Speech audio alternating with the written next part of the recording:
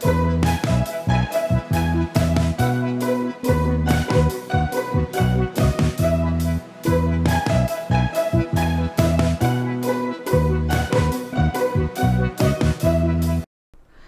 this is Lady Lex UK, and this is another tutorial part of the How to Make a Platformer series.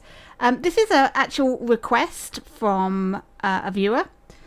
Can I do a Mario style dive? Now I wasn't familiar with it. I went and had a look at some clips, and as far as I can gather, the dive action happens as part of like a double jump. So he jumps up, and then you press the button again, and then he sort of dives forward. So this is what I've created. So he jumps up, dives forward, and does a little forward roll, and then you can run around, jump, dive forward. So I hope this is what he's after. Up, jump. Okay, so that's what I've built. Let's have a look and see how it's done. So, first thing, we need to establish whether we've double jumped or not. Now, inside the Puppet interface, on the second page, there is a double jumped option here. Double jumped, it says. So, if you've double jumped, then we're going to apply things to that. But the Puppet itself needs to be able to double jump. And in order to set that up, you go into the purple section and you go into the first page, and down here you can see double jump height. If this is 0, then he won't double jump, so you have to put in a little bit of a double jump, and we'll just change that to 0.1, see if it still works at the smallest it will give you. There we go. So to try and prevent him from actually jumping again. There we go. Whoops, that fell off. You need to set it up. But if I set it to 0, which is the default, he doesn't double jump, you see? He just jumps in the air. So that's no good to us. We need this to have 0.1, otherwise it won't work. Right, so we've set him up so he will double jump. And so when he does double jump, I've got a force applier here. Let's have a look at that. I've put this, actually it might be better if I put it on the puppet's head like this. Right, so we've got it, so we want it so it's pointing, the force applier is pointing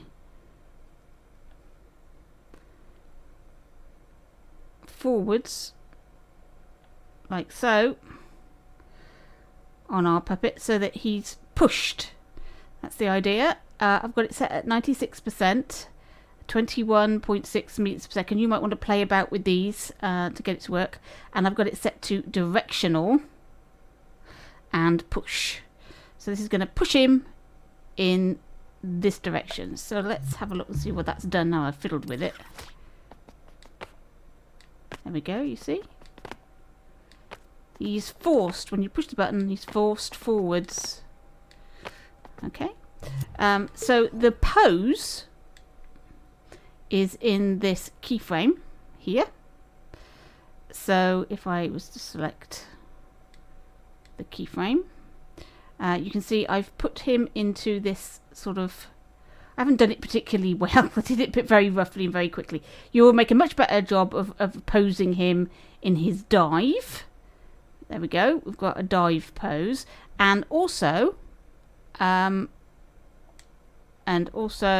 we go into here at the set as well, and turn off all the procedural animations. Just turn all of those off as well as part of your keyframe, or you can make a separate keyframe to turn those off. It's up to you.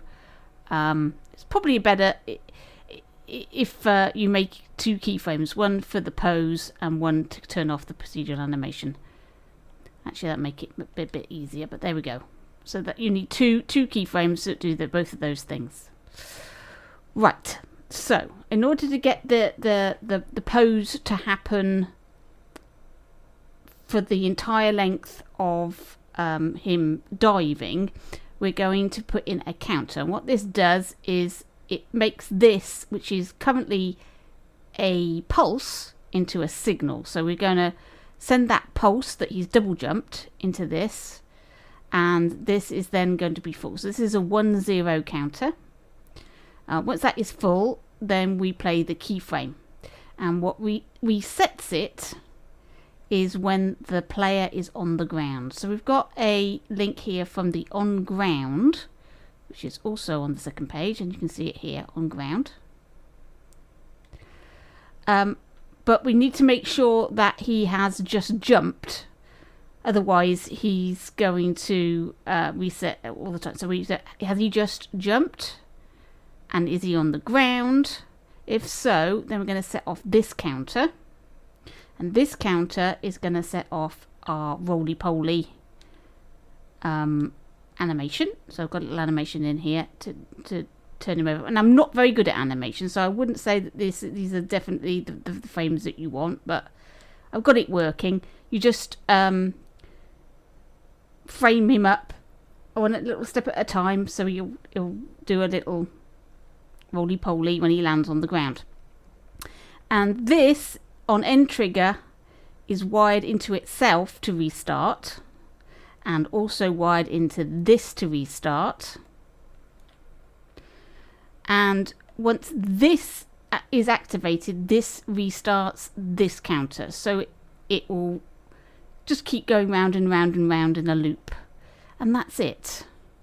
So let's do that again. We got double jumped, wired into our force supplier, which pushes our player forwards.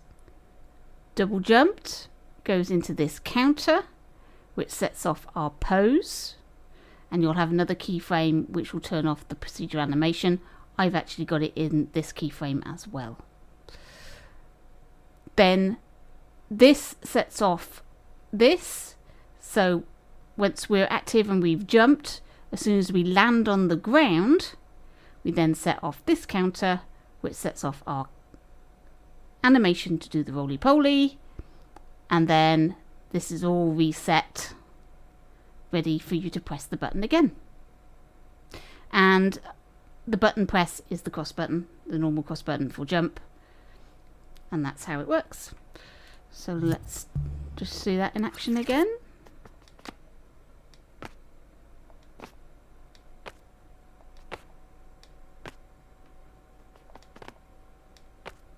There we go.